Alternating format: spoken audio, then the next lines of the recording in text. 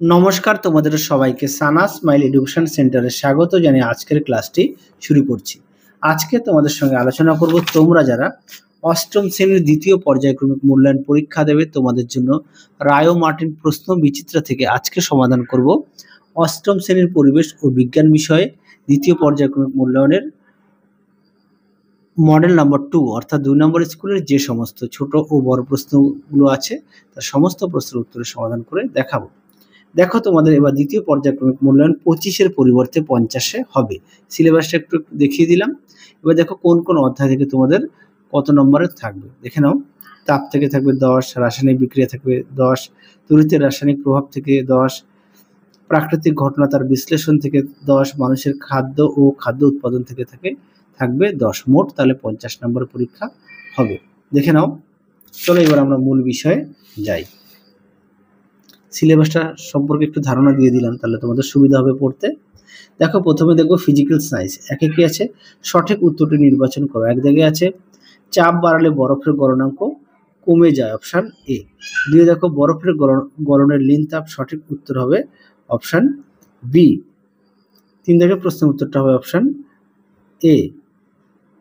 চার দাগ দেখো কি আছে, কিউপ্রিক নাইট্রেটকে উত্তপ্ত করলে যে বাদামি রঙের গ্যাস নির্গত হয় তার নাম হলো option C, nitrogen die oxide. পাঁচে দেখো প্রদত্ত কোনটি তড়িৎ বিশ্লেষ্য পদার্থ, উত্তরটা লিখবে কপার সালফেট, অপশন বি। ছয় দেখো 50 কিলোমিটার উপরে আকাশ আর ভূপৃষ্ঠের মধ্যে বিভব পার্থক্য হলো, সঠিক উত্তর হবে 4 লক্ষ, অপশন সি। তারপরে দেখো 7 দাগের পরিবহন পদ্ধতিতে তাপ প্রবাহিত হয় শুধুমাত্র কঠিন, অপশন এ।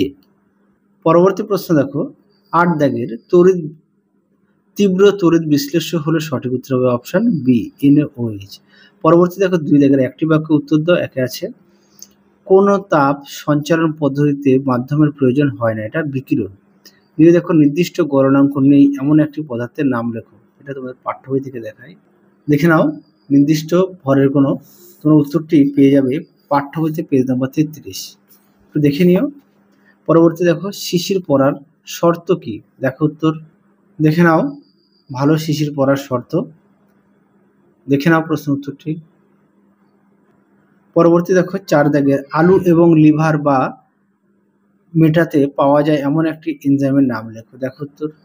এই প্রশ্নের উত্তরটি তোমাদের একটু পাঠ্য বইতে পেয়ে যাবে, এটা মেটাতে দেওয়া আছে। পরবর্তী দেখো কি আছে, 5 দাগের অক্সিজেনে কোনো পদার্থের দহনে কি উৎপন্ন হয়, উত্তরটা লিখবে আলো ও তাপ। 6 দেখো লোহার চামচের উপর নিকেলের প্রলেপ দিতে ক্যাথোড হিসেবে কোনটি ব্যবহৃত হয়,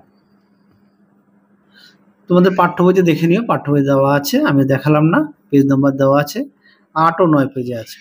আচ্ছা, আর তারপরে দেখো সাথে তড়িৎ বিশ্লেষণের সময় ক্যাথোডে বিজারণ ঘটে কেন, লিখবে যেহেতু ক্যাথোডে ইলেকট্রন গ্রহণ বিক্রিয়া ঘটে তাই। পরবর্তী দেখো শূন্যস্থান পূরণ কি আছে, একে ফিউজ তারের গলনাঙ্ক খুব কম হওয়ার দরকার। দুই দেখো ইগলু বরফ দিয়ে বানানো কারণ বরফ তাপের কুপরিবাহী। 3 দাগের প্রশ্ন উত্তরটা হবে বিজারণ ঘটে। 4 দেখো ধাতুর ঔজ্জ্বল্য বাড়াতে তড়িৎ লেপন করা হয়। 5 দেখো HCl সমযোজী যৌগ হলো তড়িৎ পরিবহন করে। 6 দেখো যেসব পদার্থ রাসায়নিক বিক্রিয়ার বেগ বাড়ায় তাদের বলে অনুঘটক। পরবর্তী দেখো কি আছে, 4 দাগের সংক্ষেপে লেখো 1 দাগের হিম মিশ্রণ কি, দেখো উত্তর দেখে নাও, পাঠ্য বইতে দেওয়া আছে হিম মিশ্রণ কি, এখান থেকে এই পর্যন্ত লিখবে। পাঠ্য বই পেজ হচ্ছে 35, দেখে নাও 35। পরবর্তী দেখো, আচ্ছা এই প্রশ্নের উত্তরটা তোমাদের দেখে নাও। এবার 2 দাগের প্রশ্নের উত্তরটি দেখে নাও, সুন্দর করে দেওয়া আছে, তোমরা অবশ্যই পড়ে নিয়ে লিখবে। পরবর্তী দেখো শীতকালে শীত প্রধান দেশে জলাশয়গুলির উপরিতলে বরফ জমা থাকলে ও জলজ প্রাণীরা বেঁচে থাকে কিভাবে, দেখো উত্তর দেখে নাও। প্রশ্নের উত্তরটি তোমাদের পাঠ্য বইতে পেয়ে যাবে, পাঠ্য বইয়ের পেজ নাম্বার হচ্ছে 34।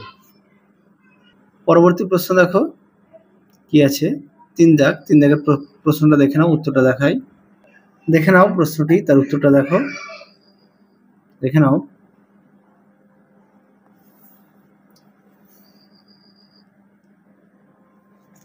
পরবর্তী দেখো কি আছে, 4 দাগের ঝালাইয়ের কাজে অক্সিজেন ও অ্যাসিটিলিন গ্যাসের মিশ্রণ ব্যবহার করা হয় কেন, দেখো প্রশ্ন উত্তর,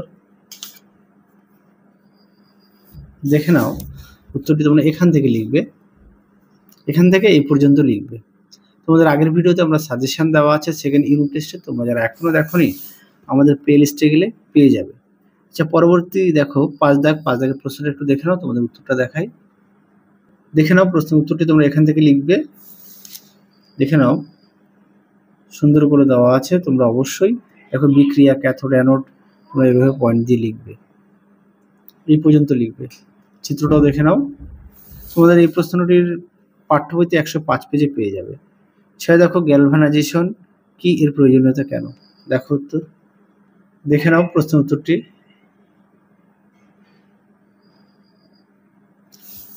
পাঠ্য বইতে পেয়ে যাবে 108 পেজে। পরেরটা দেখো অথবা দিয়ে ধাতু এবং তড়িৎ বিশ্লেষ্য পদার্থ উভয় তড়িৎ পরিবাহী হলেও এদের পরিবহনের মাধ্যম আলাদা, ব্যাখ্যা করো। দেখো উত্তর, দেখে নাও প্রশ্নটি, তার উত্তরটাও দেখে নাও। তোমরা এখান থেকে এই পর্যন্ত লিখবে। পরবর্তী দেখো কি আছে 7 দাগ, 7 দাগের প্রশ্নটা একটু দেখে নাও, আমি উত্তরটা দেখাই। প্রশ্নটা একটু দেখে নাও।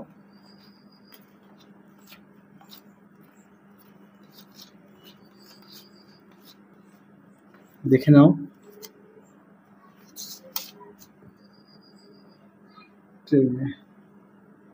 দেখে নাও প্রশ্নের উত্তরটি সুন্দর করে দেওয়া আছে, দেখে নাও। পরবর্তী দেখো বায়ুতে তড়িৎ প্রবাহ হয় কেন। দেখো প্রশ্ন উত্তর, এখান থেকে এই পর্যন্ত লিখবে। পরবর্তী প্রশ্ন দেখো, পরবর্তী আমরা লাইফ সায়েন্সের সমাধান করব। একে আছে মটর, বিনস, ছোলা প্রভৃতি হলো সিম্বগোত্রীয় উদ্ভিদ। 2 আছে ডেঙ্গু রোগের জীবাণুর নাম হলো, উত্তরটা হবে ফ্ল্যাভিও ভাইরাস। 3 দেখো আম গাছ চাষের প্রাথমিক বৃষ্টিতে নাইট্রোজেন সার প্রয়োগ করা হয়। 4 দেখো মাছের প্রাথমিক খাবার হলো, উত্তরটা হবে ফাইটোপ্ল্যাঙ্কটন। 5 দেখো মৌমাছিদের জীবনচক্রের তৃতীয় পর্যায়টির নাম হলো পিউপা। পরবর্তী দেখো 1 দাগে চা পাতার উপস্থিতি উপকারটির নাম হলো, সঠিক উত্তর হবে ট্যানিন, অপশন ডি। 2 দেখো প্রদত্ত কোনটি রবি ফসল, উত্তরটা লিখবে গম, অপশন সি। 3 দেখো রক্তের মাধ্যমে সঞ্চারিত ভাইরাস গঠিত যকৃতের ক্ষতজনিত রোগটি হলো, উত্তরটা হবে হেপাটাইটিস, অপশন ডি। পরবর্তী দেখো বিদ্রোহী শব্দটি নির্বাচন করো, এটা 1 হবে বাটা, 2 হবে ড্রিপ পদ্ধতি। তারপরে দেখো কি আছে 4 কৃষি ক্ষেত্রে ব্যবহৃত আগাছানাশক পদার্থ। দেখো প্রশ্নের উত্তরটি তোমাদের পাঠ্য বইতে পেয়ে যাবে, দেখে নাও। আগাছানাশক সুন্দর করে দেওয়া আছে, তোমরা উত্তরটি এখান থেকে লিখবে, না সরি এখান থেকে লিখবে। দেখে নাও পেজ নম্বর হচ্ছে 209। পরবর্তী দেখো কি আছে, সরি এখানে দুটো উদাহরণ দেবে তোমরা, দেখো দেওয়া আছে, হ্যাঁ ডেলোপেন, পিক্লোরাম, হ্যাঁ এই দুটি নাম এখানে দেবে। আমি ভুল বললাম, এতটা লিখতে হবে না, যেহেতু 1 নম্বরের প্রশ্ন আমি নাম্বারটা খেয়াল করিনি। 2 দেখো অসংক্রামক রোগ ঘটিত মহামারী, এটা উত্তর হবে হৃদরোগ, চোখে ছানি।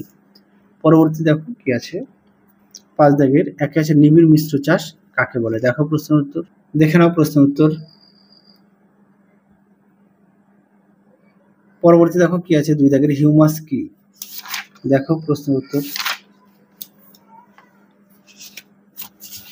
দেখে নাও প্রশ্ন উত্তরটি হিউমাস কি, এখান থেকে এই পর্যন্ত উত্তরটা লিখবে। পরবর্তী দেখো 3 দাগের লিটার তৈরি করার পূর্বে কি দিয়ে ঘরের মেঝে জীবাণুমুক্ত করা হয়। এটা তোমাদের পাঠ্য বইতে পেয়ে যাবে 226 পেজে, পাঠ্য বইতে পেয়ে যাবে। আচ্ছা পরেরটাও পাঠ্য বইতে পেয়ে যাবে, একটু দেখে নিও, পেজ নাম্বার দেওয়া আছে। আচ্ছা পরেরটা দেখো কি আছে কালাজ্বর সৃষ্টিকারী আদ্য প্রাণীটির নাম দেখো, এখানে লিখে দিয়েছি। তারপরে দেখো তাহার বাহকের নাম, উত্তরে লিখবে বালিমাছি। পরবর্তী দেখো 6 রাখে চাষের জমি প্রথমে অনাবাদি ফেলে রাখা হয় কেন। দেখো প্রশ্ন উত্তর, এটাও তোমাদের পাঠ্য বইতে 207 পেজে পেয়ে যাবে, যেহেতু পাঠ্য বই দিয়ে দিলাম তোমাদের সুবিধা হবে। 2 দেখো জৈব সার ব্যবহারের দুটি উপকারিতা উল্লেখ করো। দেখো উত্তর, এটাও তোমাদের পাঠ্য বই পেয়ে যাবে, হ্যাঁ সেই কারণে দেখালাম না, একটু কষ্ট করে দেখে নিও। 3 দেখো কেন ময়লা জলে মাছ চাষ করা হয়ে থাকে। দেখো এটা তোমাদের পাঠ্য বই পেয়ে যাবে 217। আর সহায়িকা থেকে দেখাই, দেখে নাও উত্তরটি, দেখে নাও।